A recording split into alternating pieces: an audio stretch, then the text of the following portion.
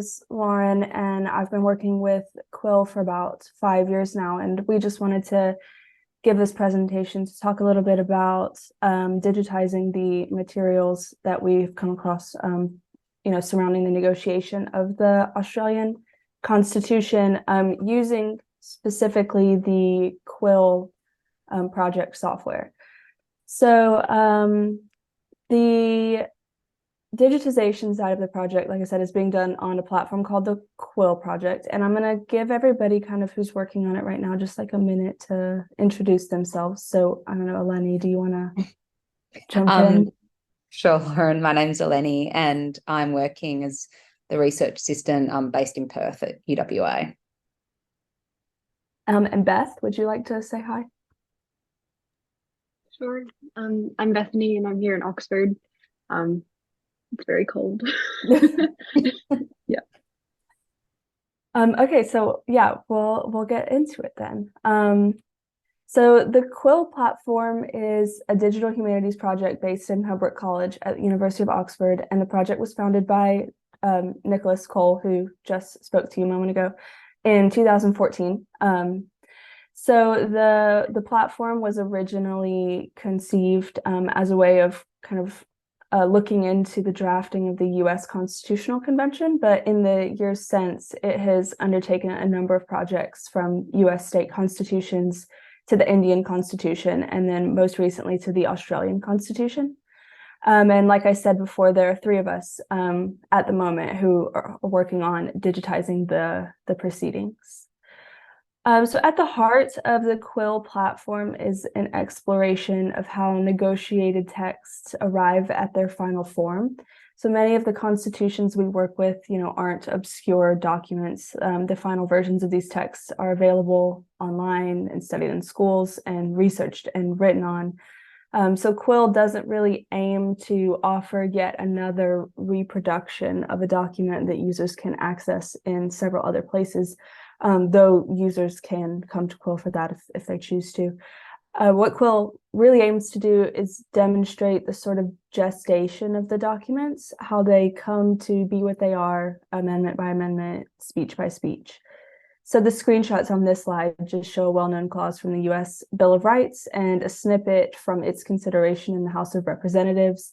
So at the top, there's the text as it's originally introduced. In the middle is kind of an intermediary version of the text, and then at the bottom is the text as it was agreed at that point in time, in that stage of the negotiation. So Quill is underpinned by the idea that in parliamentary style negotiation, there are a limited number of actions or events that can occur. So the Quill platform broadly defines these actions as person events, procedural events, document events, and decision events. And then these four types can be subdivided even further. So a person can gain or lose the right to participate in a negotiation. They can be elected or appointed to a position, and a roll call can be taken. A motion regarding procedure can be raised and debated. A document can be created, amended, sent to another committee and debated, and a number of decisions can be made. So our job is to build a digital model of the negotiation and drafting of the Constitution by mining the available source material and then translating them into a timeline comprised of the events from the previous slide. So there are two main branches of research that feed into one another. One involves the study of available archived materials, and the other involves the creation of the model. And then in building the model, we can identify gaps in the source materials and so on.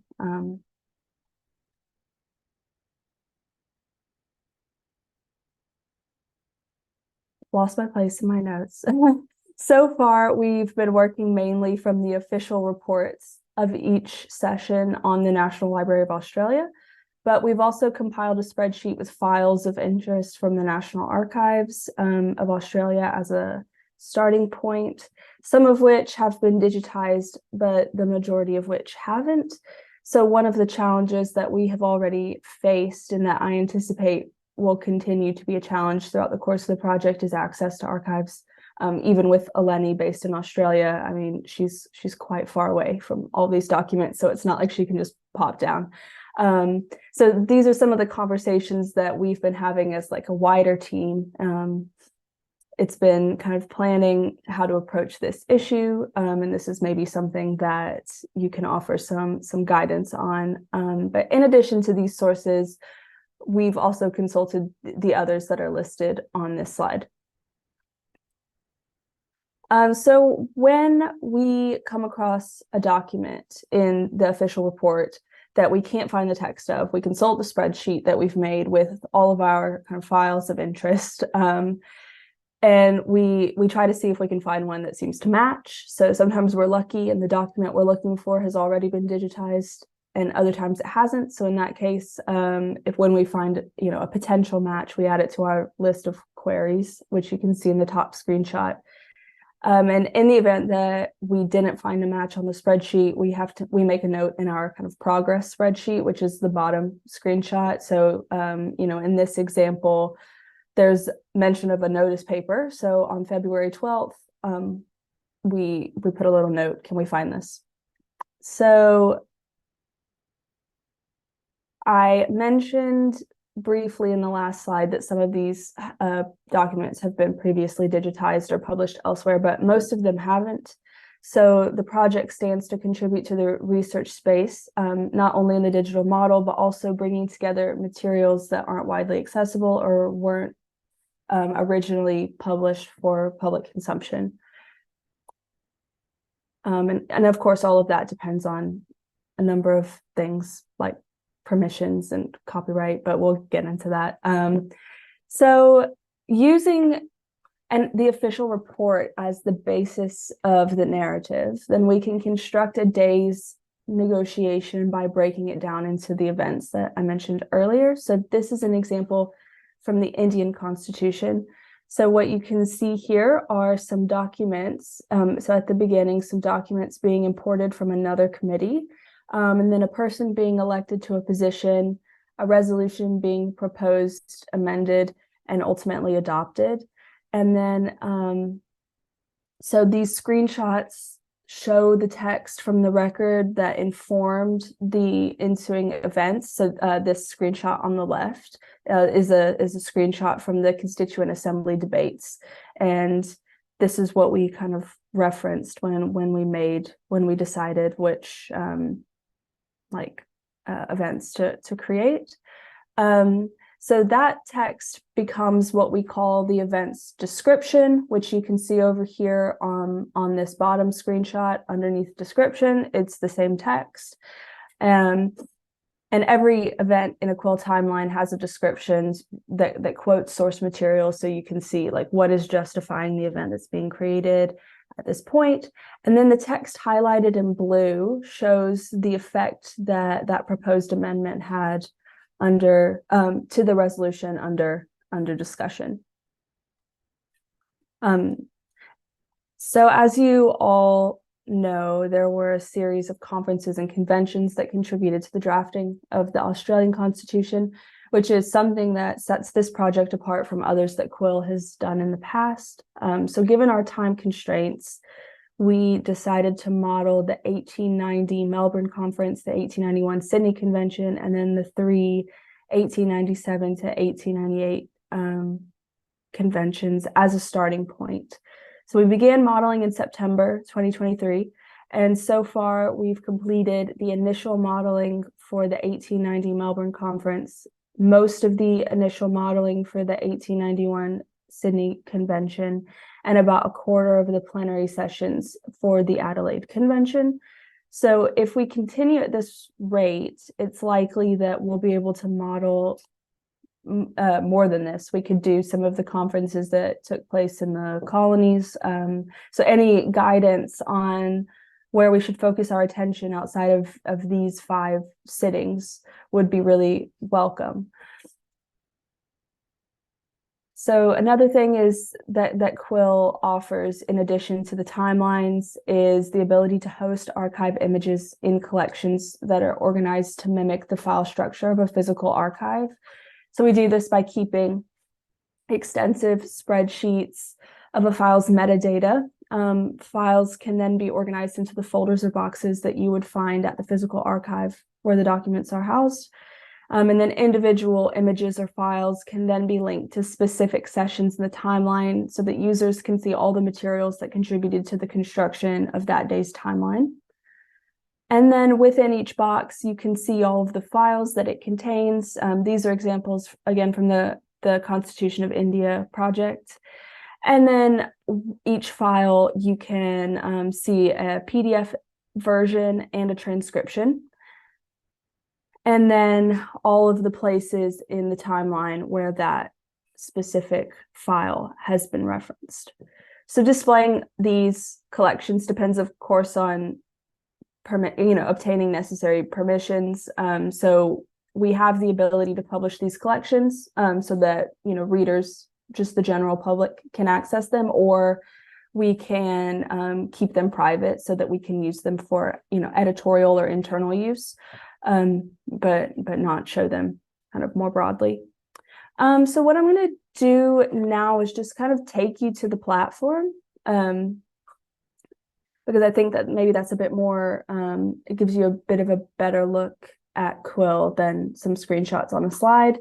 So at quillproject.net, if you go to the library page, and this, because the project is under construction, this isn't going to be like widely available, but I'm sure we can get access. We can work something out for people on this call who are interested. But we have at the moment a Drafting the Australian Constitution library collection, which is a way that we have of grouping together relevant individual models. And so this is what we've got at the moment, and I'm going to take you into this first Adelaide convention. So when you click on a Quill project, you're taken to this kind of overview page.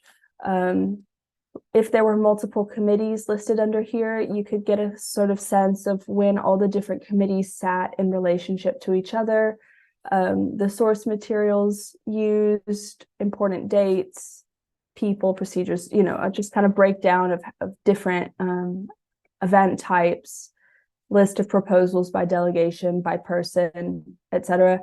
And to see the timelines, you would go to click switch view and then to the full record. So I should say that there are a bunch of different ways of viewing the information within a Quill project. Kind of the most common one that people kind of associate with us is the timelines, but we have other things like kind of voting statistics, where you can see more kind of data science kind of analysis of the voting behavior of delegates, calendar view, which shows how documents are passed around between committees, the guided research tools, which gives you more of kind of it reorganizes the information created in the timeline by delegation or individual or committee, so you can really track the contributions of an individual, for example.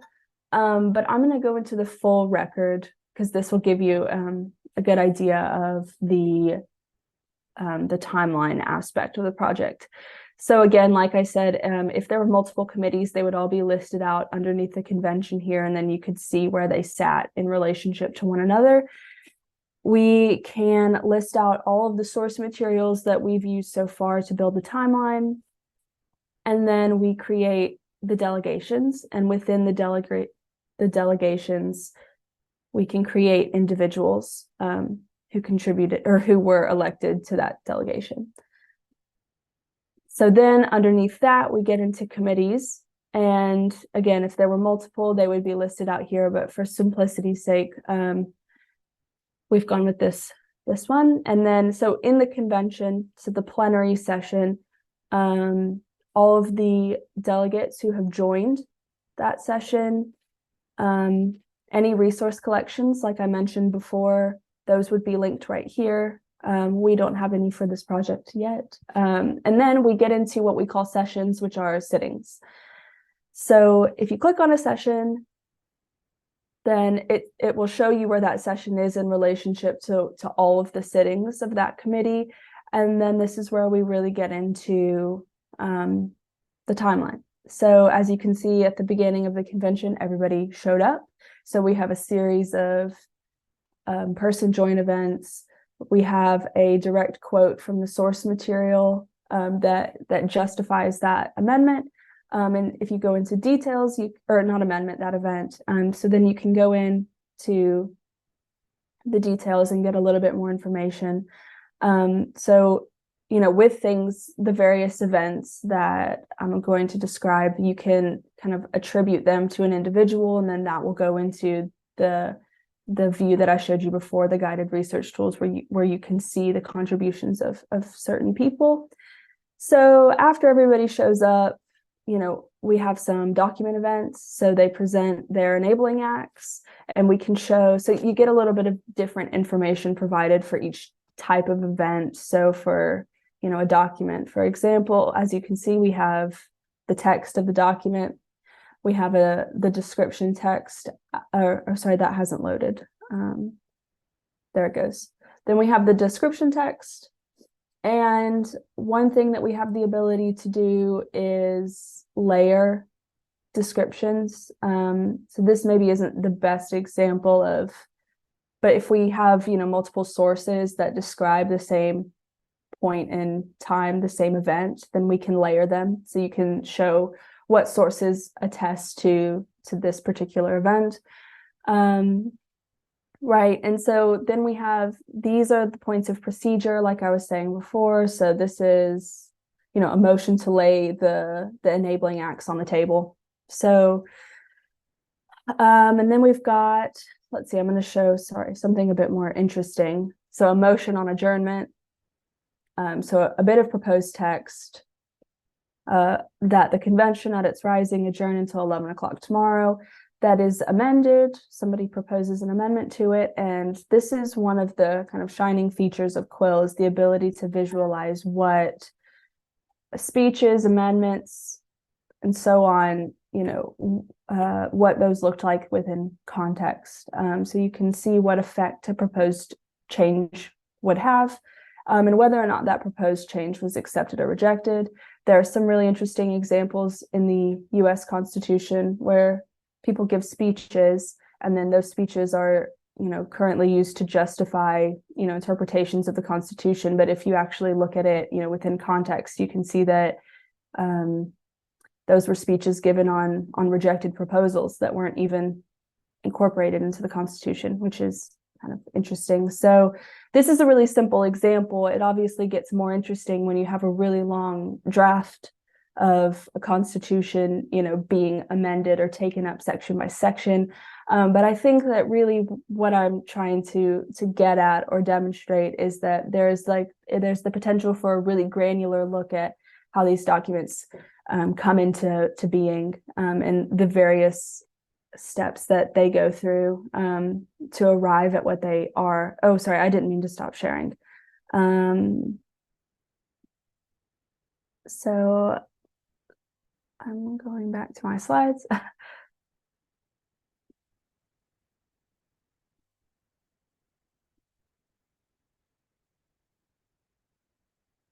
Yeah, so that is kind of a very, very brief overview of Quill. And, after this, Nicholas, if you would like to jump in and add anything, then definitely do. But in conclusion, what we're trying to do with this project is not simply represent existing materials with nice little images. We want to offer a more nuanced look at how this document was negotiated, exactly where pieces of text were introduced and the effect that they had on the document under discussion. So we can, like I said, we can show what a text looked like at any given time and show amendments and speeches to that text within context. And then Quill also, like I said, provides a user-friendly way of attributing actions and attitudes to individuals. And it can bring together, scattered, previously unpublished materials. And hopefully with our digitization budget for the project, we can display some of these materials in resource collections. So, from now on, what we will be doing is carrying on with the model and, just creating the timelines.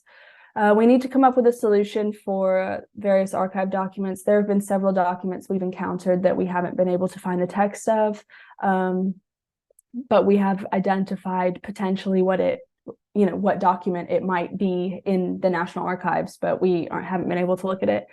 We will, layer the descriptions with additional descriptions as we go on. But like I said, we've made really good progress. So I think that we need to, from here, think about if we're able to finish these five initial negotiations within the funded time period. We need to think about what to look at next.